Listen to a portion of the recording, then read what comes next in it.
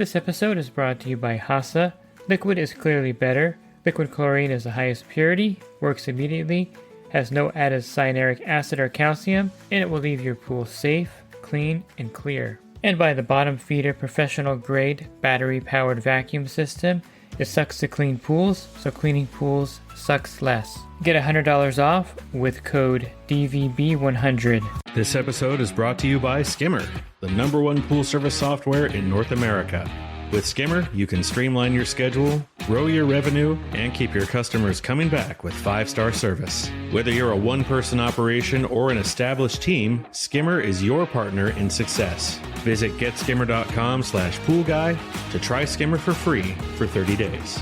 The Pool Guy Podcast Show. The Pool Guy Podcast Show. The Pool Guy Podcast Show.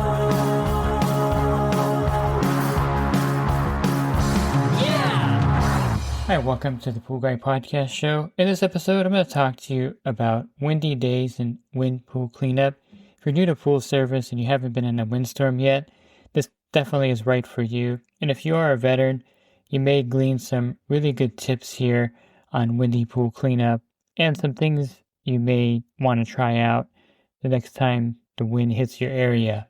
Are you a pool service pro looking to take your business to the next level? Join the Pool Guy Coaching Program. Get expert advice, business tips, exclusive content, and get direct support from me. I'm a 35-year veteran in the industry.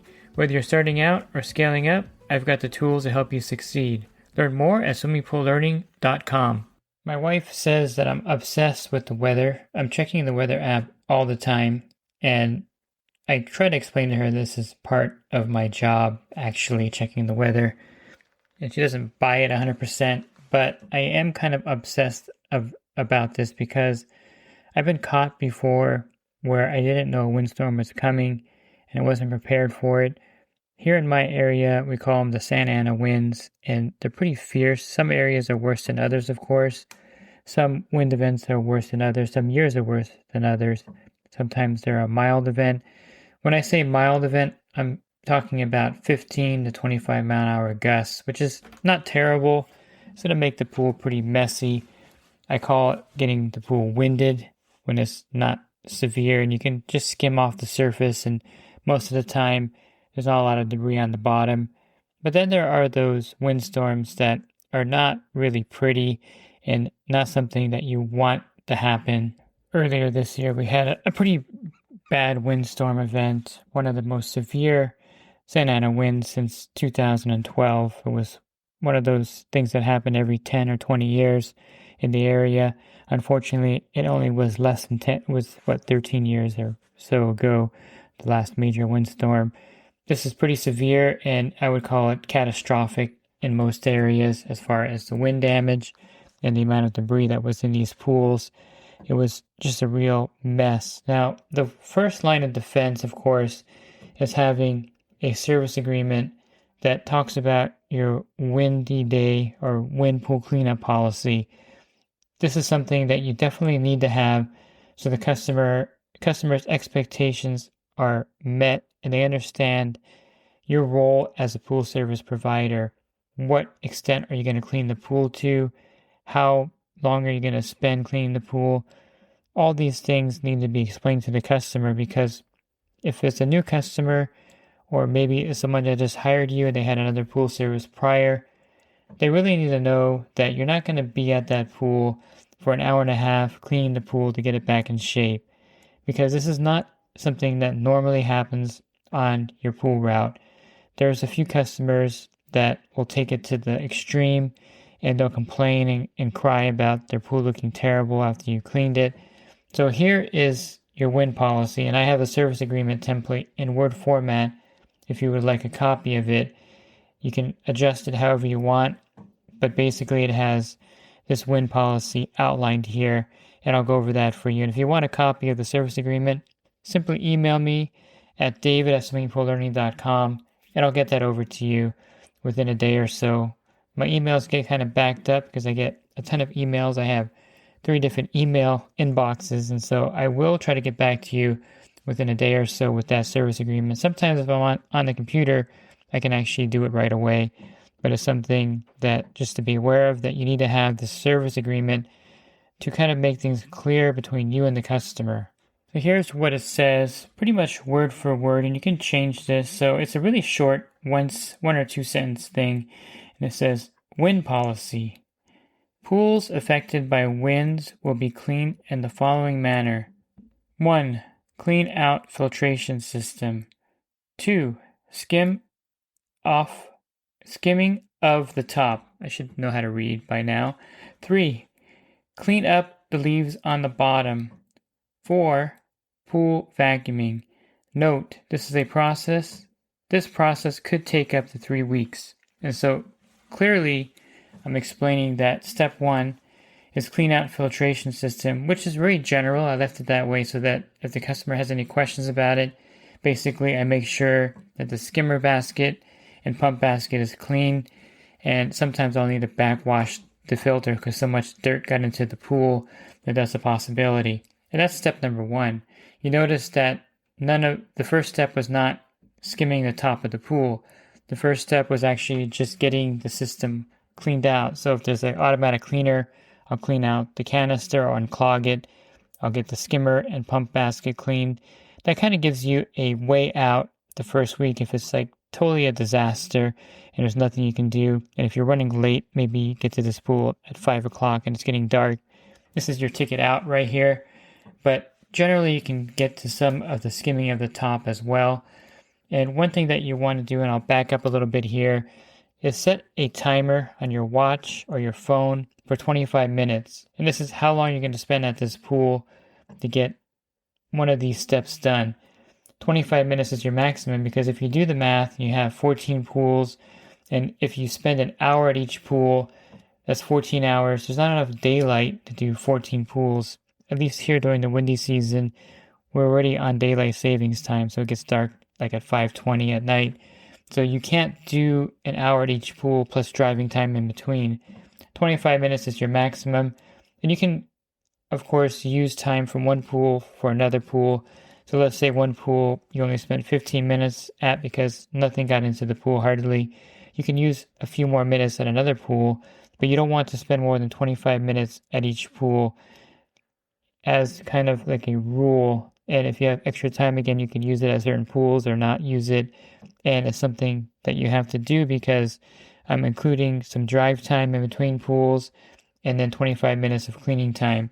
So step 2 is skimming off the top. This may be all you can do in 25 minutes. If the windstorm is really severe, you're getting the pump running again, turning on the pool, and part of that may be skimming off most of the leaves on the surface. And then you're done for that week because you can't get to the bottom.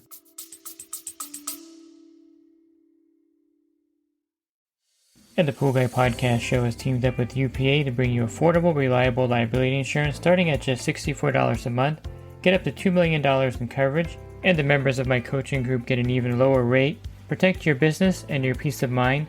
Sign up with UPA today by clicking the link in the podcast description. Now, one thing that the service agreement does do, it really inspires some customers to skim the surface for you.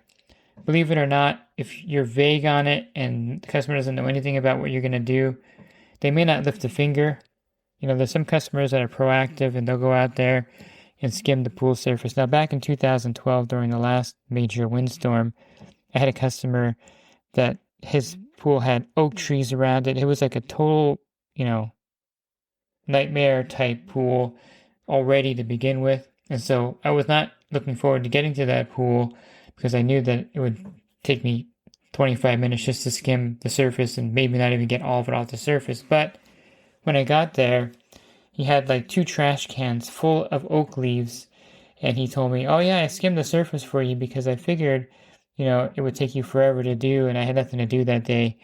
And it saved me like an hour of work basically because that's how bad the pool was full of oak leaves. But if the customer is assuming that you're going to get there and clean the pool and spend an hour and a half and get the whole thing back in shape, they may not lift a finger in that case. But if they have a service agreement where they kind of know your steps, a lot of customers will actually clean out the pump basket and skimmer basket. I kind of discourage the pump basket because a lot of customers kind of botched putting it back together.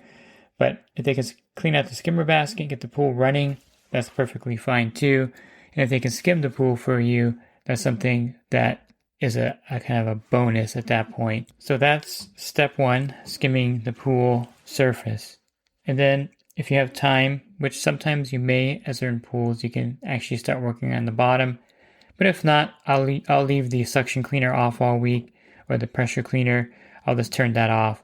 And then I'll come back the following week to get the bottom. I'll make sure I put a little extra chemicals in sometimes so that the pool doesn't turn. But usually our windstorms, in my area at least, are from October through March, where the pool water is pretty cold, and so it's not a major issue with algae at that point. Now, if you're in an area where you get winds during the summer, then of course you want to make sure you have a proper chlorine level, because you're going to leave a lot of debris on the bottom for a week, and that does take some of the chlorine out of the pool.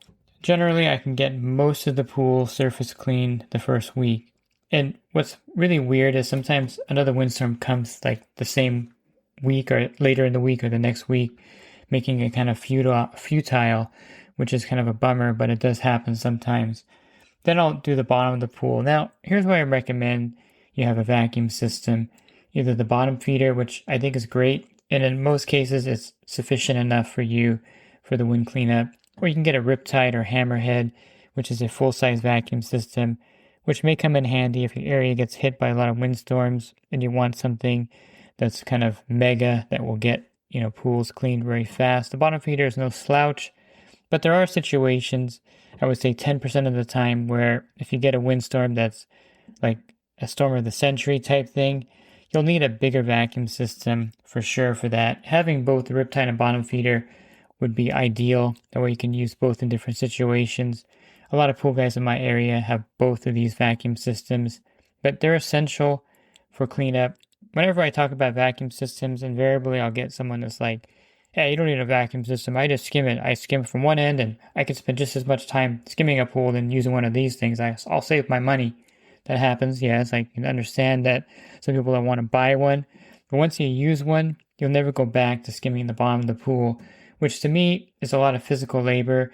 And if you have 50 or 60 pools that have been destroyed by the wind, you're going to be totally worn out by just using a gator leaf rake and skimming the bottom of the pool. Plus, it's not that effective, and a vacuum system is much, much more effective than having to skim the pool bottom. So invest in one of those so that you can vacuum the bottom of the pool very rapidly, and it's going to come in super handy for you, and it's worth the money. It'll pay for itself over time. These machines, by the way, are really durable. So when you're buying one of these, it's not like you have to buy a new one in 2 years. You have to buy parts, of course, eventually, but these will last a very long time, and it's not something that you're reinvesting money into. So just understand that more or less a vacuum system is like a one-time investment with some maintenance here and there as you're using it over the course of the seasons. And the bags are something you're going to have to purchase, but they're essential for the cleanup of the bottom of the pool, especially after windstorms. And if you don't have one before the wind season starts, I suggest getting one. If you want to order the bottom feeder, there's actually a $100 off code on my website. Just type in the code DVB100 and you'll save $100 off the bottom feeder when you purchase it. And then the last step, of course, I separated cleaning the leaves off the bottom with pool vacuuming. And this is kind of essential because sometimes you're going to use the vacuum system, and some of the severe windstorms are a 3-week process entirely. The first week, you're cleaning the surface of the pool. Second week, you're vacuuming the leaves off the bottom or cleaning the leaves off the bottom. The third week, you're actually vacuuming the pool. This means you're basically vacuuming any dirt on the bottom of the pool. The good thing is that if you set up your pools correctly, you should have suction cleaners in all your service accounts. So if you get all the leaves off the bottom in week 2, the suction cleaner should get all the dirt out of the pool for you if it's not overloading the filtration system. Definitely want to have suction cleaners on your pool route, because then you'll save a 3rd week of cleanup. But let's just say you don't have a suction cleaner, so you clean the surface, you get the leaves off the bottom, and then the 3rd week is when you're actually getting the dirt off the bottom of the pool. And by then, hopefully there's not another windstorm and messing everything up again. But there's a process here, and you have to kind of explain to the customer, and this is very simple and easy. Again, email me at david@swimmingpoollearning.com. I'll get this over to you. It's a pretty vague wind pool cleanup thing because I left it that way because I don't want customers to kind of expect too much out of me at this point. And I split up the pool vacuuming as the fourth step, maybe week 3, because I don't want to get the leaves off the bottom and then have to manually vacuum the pool as well. And again, if you have suction side cleaners, it kind of eliminates that problem as well. Let's talk about the actual windy day itself. You can't predict the wind, what day it's going to fall on. But let's just say that it's a Wednesday and you're out there servicing pools and you have 45-mile-an-hour gust. Is it worth being out there? I would say 100% no, it's not worth it. You're going to get hit by debris.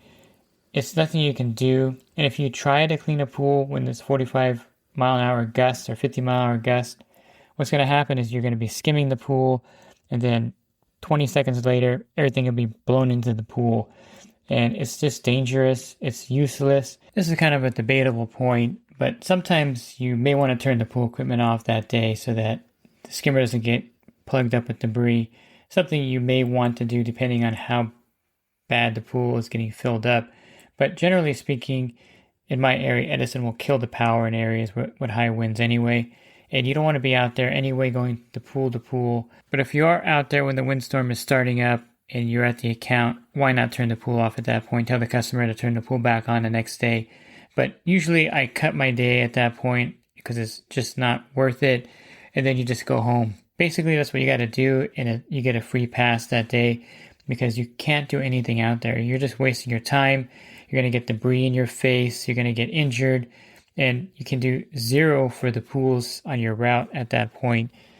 Hopefully the next day or by the next morning, the winds have calmed down. And you're not going to go back to those Wednesday pools on Thursday. They're going to have to wait a week basically at that point. It's just one of those things that happens. You can't do anything about it to control it. And it's just, bad luck for the customer to have the windstorm happen on their day.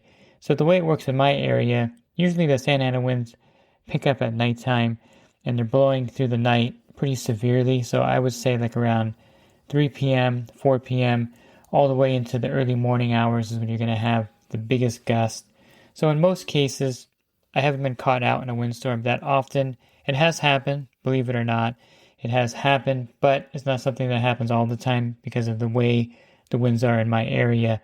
So usually you can actually get to the pool the next day of the windstorm and you're not really cutting the pool route. The whole day that you spend out there and then the windstorm picks up at night, I'm saying this to be logical, but if you finish your Wednesday route and then the winds pick up at 5 o'clock in the afternoon, the Wednesday pools are going to be thrashed anyway. So it's one of those schematic things where it doesn't really matter. I wouldn't say skip the Wednesday pools with the windstorm coming at night because sometimes the forecast is wrong, but something you can't do or avoid. And sometimes the forecast actually is wrong and you're going to have winds with gusts of 50 miles an hour as forecast and maybe they're 20 miles an hour. So I wouldn't actually not go out and I would just do my pool route like normal.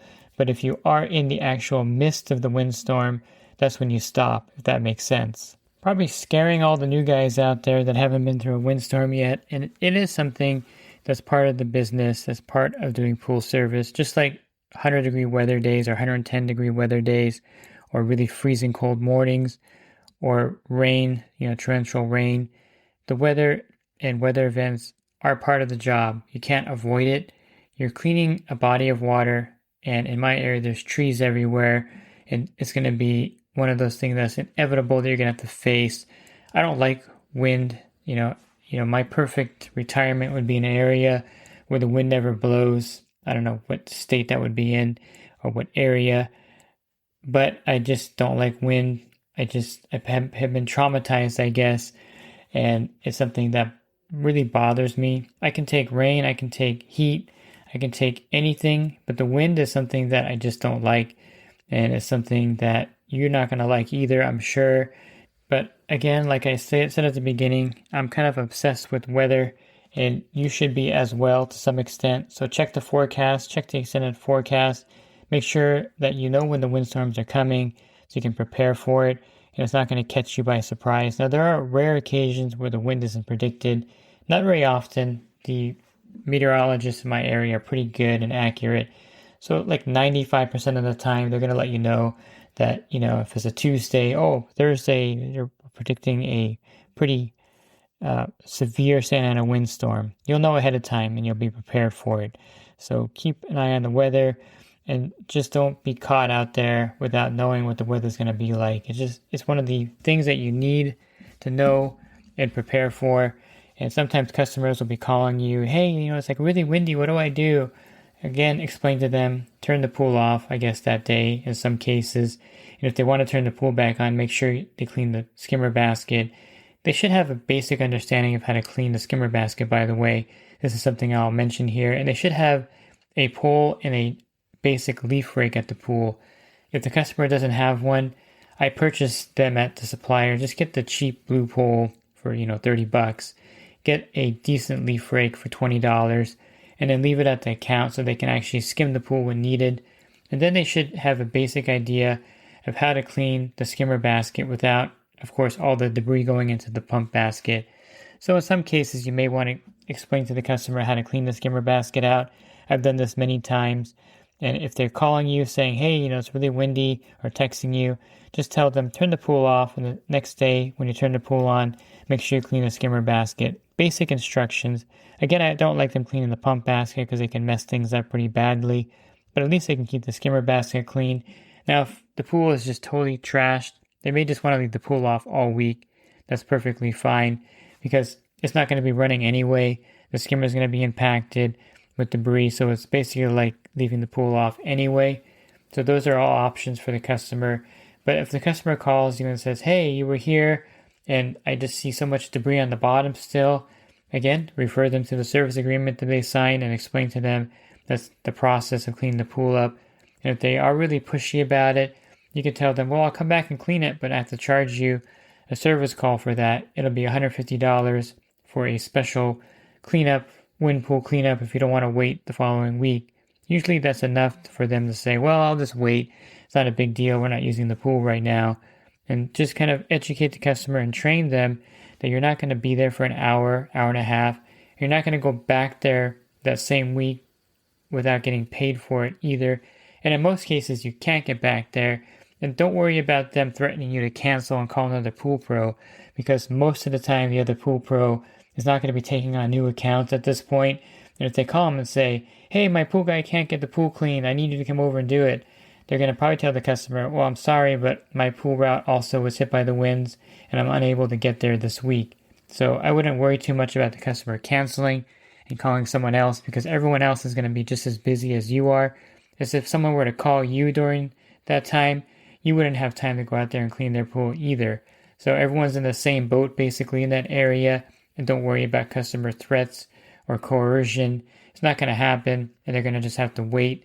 Or if they skim the pool surface themselves or clean it themselves, that's perfectly fine. There's nothing wrong with them cleaning their own pool when it gets hit by the wind, because it's not something that's part of your weekly service really. And some final notes. This is something you may want to convey to the customers either through an email before the windstorm or through text messaging. And you may want to do just an email blast to everybody. But I would suggest a few things to tell the customer to do to prepare for the windstorm that will help you out. Now, one thing is, of course, to bring down all the umbrellas around the pool, lay them on the ground flat. Any pool furniture, deck furniture, I should say, should be moved as far away from the pool or turned over or tied down or just moved off the deck entirely. I can't tell you how many times I've been getting full deck sets out of the pool, table, chairs, everything that have been blown in. Any barbecues near the pool, move those as far away as possible. Yes, I've retrieved barbecues from the pool. The nice thing about these objects is that you can actually use your pool brush, hook them, and pull them to the surface. Now, the not nice thing or the bad thing is once you get to the pool surface and try to pull them out of the pool, that's when they get extremely heavy. Sometimes you need to have the customer help you, especially if there's a barbecue in the pool, which, yes, has happened. I've had full pots fall into the pool, giant trees with a pot that's full of dirt that weighs maybe 100 pounds has fallen into the pool. You'll be surprised at what actually can get blown into the pool in a windstorm if it's severe. A lot of things can get blown in from pretty far away. So let the customer know that anything that can blow into the pool more than likely will blow into the pool. And if they're standing there in the morning drinking their coffee and they're like, there's no way that it's going to blow this table into the pool, it's going to blow the table into the pool. And sometimes I've seen, and this has happened to me as well and other pool pros, where a glass top table gets blown into the pool, it gets shattered, all the glass is all over the pool. It's a huge mess. And so anything that looks like it can be blown into the pool, that can't be blown into the pool, that may be blown into the pool, have the customer move that off the pool deck and away from the pool. Looking for other podcasts, you can, of course, subscribe to my YouTube channel Monday through Friday. There'll be an episode sent there. You can also subscribe on my podcast and get an episode, or go to my website, swimmingprolearning.com. On a banner, click on the icon there, and the podcast icon, and there'll be 1,700 episodes for you to listen to as well. And if you're interested in the coaching program that I offer, you can learn more at poolguycoaching.com. Thanks for listening to this podcast. Have a great rest of your week, and God bless. This episode is brought to you by HASA, providing products that deliver clean, healthy water for every aspect of everyday life. The bottom feeder battery-powered vacuum system, portable, powerful, and only weighs 12 pounds. And Skimmer. Get Skimmer, America's #1 pool service software. Podcast listeners can try Skimmer for free at getskimmer.com/poolguy.